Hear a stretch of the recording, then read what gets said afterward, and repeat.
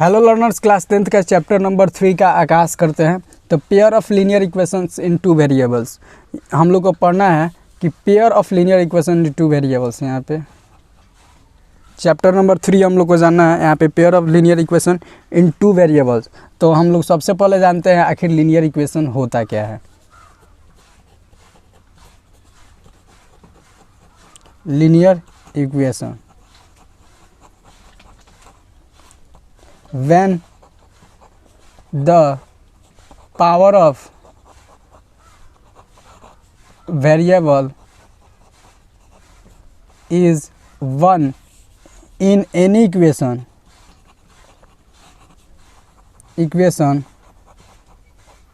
are called linear equations।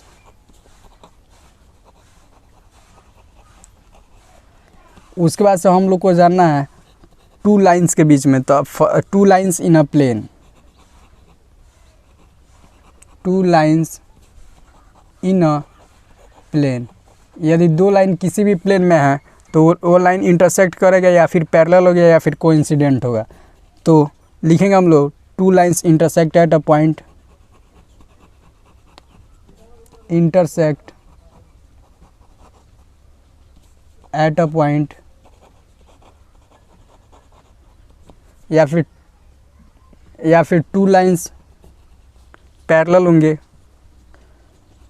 To lines are parallel, या फिर two lines are coincident, two lines are coincident.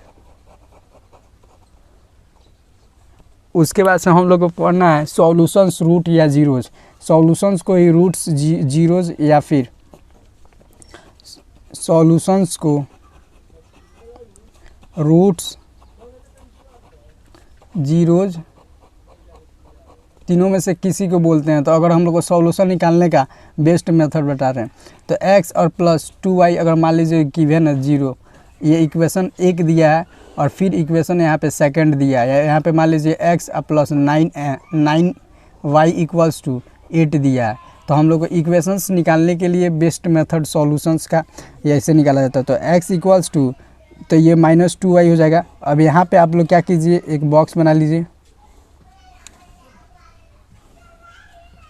ये हो गया, ऊपर वाले एक्सिस पे x लिखिए और नीचे वाले पे y। अगर यहाँ पे हम लोग 0 मानते हैं, 0, तो ये हो जाएगा, तो ये भी x भी 0 हो जाएगा। और यहाँ पे हम लोग 1 मानते हैं तो ये हो जाएगा -2।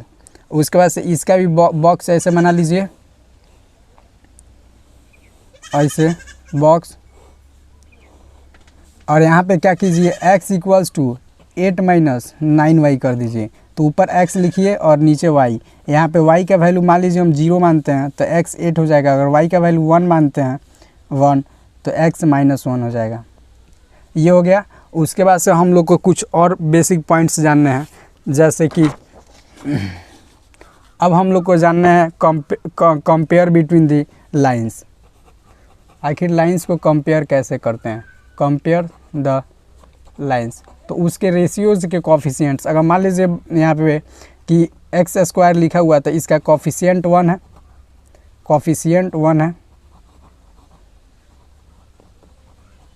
कोफिशिएंट 1 है। तो उसी तरह हम लोग को दो इक्वेशंस दिया रहेगा, जैसे ax1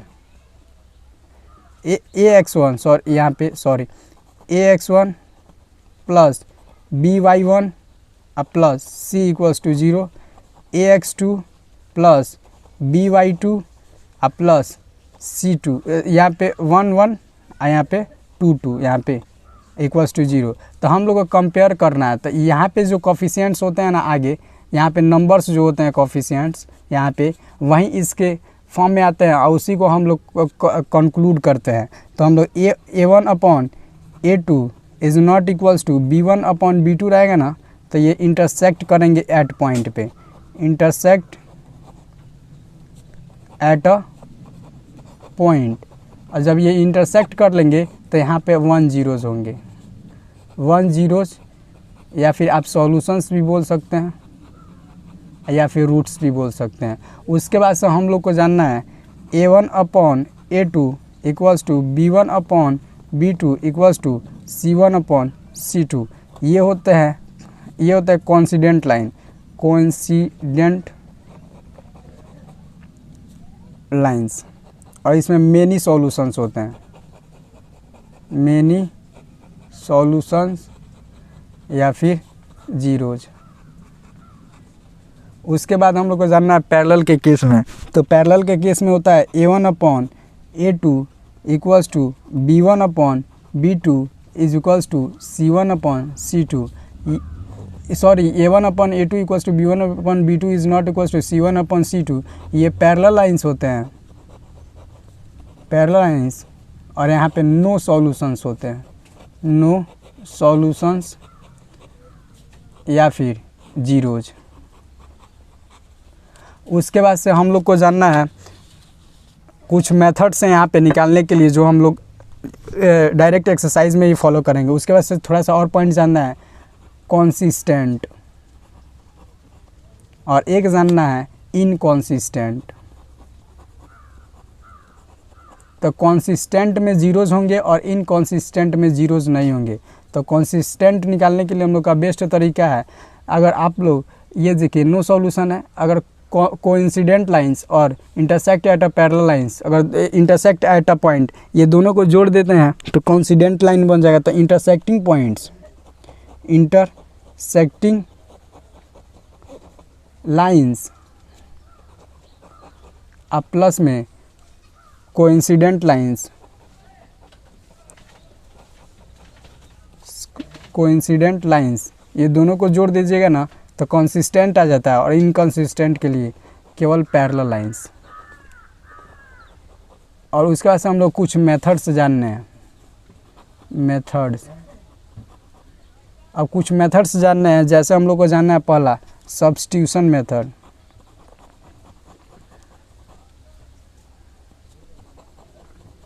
सेकेंड नंबर पे जानने हैं हम लोग को एलिमिनेशन मेथड, एलिमिनेशन मेथड। उसके बाद से हम लोग को जानना है cross multiplication method, cross multiplication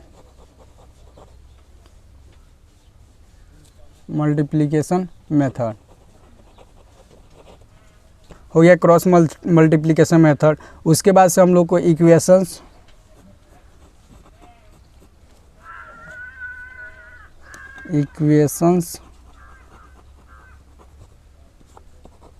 reducible to a pair of linear equation, linear equations in two variables। ये जो लास्ट एक्सरसाइज है इसी का, ये हो गया हमारे इंट्रोडक्शन। Thank you learners. अगर आपको कोई भी डाउट है इंट्रोडक्शन में तो आप नीचे कमेंट सेक्शन में पूछ लीजिए। अब हम सीधे एग्जाम्पल पे आते हैं 1।